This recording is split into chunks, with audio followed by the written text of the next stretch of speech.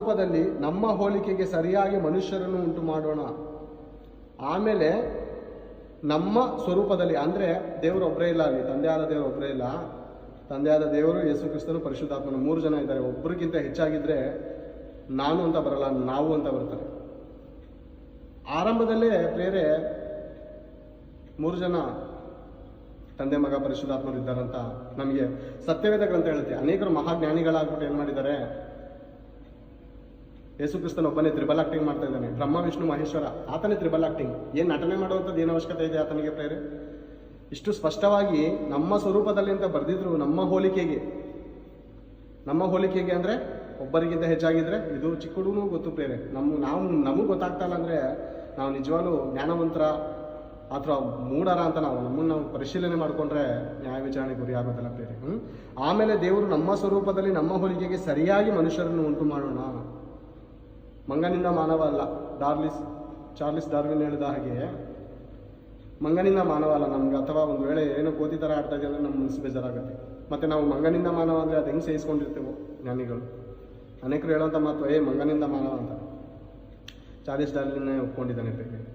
ನಮ್ಮಲ್ಲಿರುವಂಥ ಎಲ್ಲ DNA ಒಂದೇ ತಾಯಿಯಿಂದ ಬಂದಿರುವಂಥದ್ದು ಅಂತ ಚಾರ್ಲಿಸ್ ಡಾರ್ವಿನ್ ಅವರು ಒಪ್ಕೊಂಡಿದ್ದಾರೆ. ಓಕೆನಾ? ಮಂಗನಿಂದ ಮಾನವಲ್ಲ. ಹಾಗಿದ್ರೆ ಮಂಗನಿಂದ ಮಾನವ ಆಗಿದ್ರೆ ಈಗ ಬೆಳೀತಾರಂತ ಅಂದರೆ ಹುಟ್ಟು ಬರ್ತಾರಂಥ ಮಕ್ಕಳುಗಳಿಗೆ ಬಾಲ ಇರಬೇಕಾಗಿತ್ತು ಅಲ್ವಾ? ಮಂಗನಿಂದ ಮಾನವಲ್ಲ. ಸ್ವತಃ ದೇವರು ತನ್ನ ಕೈಗಳಿಂದ ನಮ್ಮನ್ನು ರೂಪಿಸಿದ್ದಾನೆ. ನಾವು ದೇವರ ಸ್ವರೂಪಗಳು, ದೇವ ಸ್ವರೂಪಿಗಳು ನಾವು.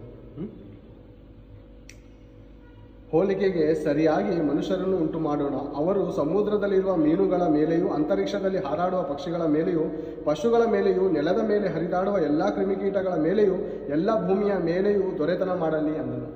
ಅಂದರೆ ಯಜಮಾನನಂತಿದ್ದು ನೀನು ಆಳ್ವಿಕೆ ಮಾಡೋದಕ್ಕೋಸ್ಕರ ದೇವರು ಈ ಲೋಕಕ್ಕೆ ನಿನಗೊಂದು ಯಜಮಾನದ ರೀತಿಲಿಟ್ಟಿದ್ರೆ ಇವತ್ತು ಪ್ರಾಣಿ ಪಕ್ಷಿಗಳಿಗೆ ಕೈ ಮುಗುವಂಥ ಪರಿಸ್ಥಿತಿ ಮನುಷ್ಯರಿಗೆ ಬಂದಿದೆ. ಯಾಕಂದರೆ ದೇವರ ದೃಷ್ಟಿಯಲ್ಲಿ ಪಾಪ ಮಾಡಿದಂಥ ಕಾರಣಕ್ಕೆ ಚಿಕ್ಕ ಜಿರ್ಲೆ ಬಂದರೆ ನಮ್ಗೆ ಭಯ, ಇಲಿ ಬಂದರೆ ಭಯ, ಹಾವು ಬಂದರೆ ಭಯ.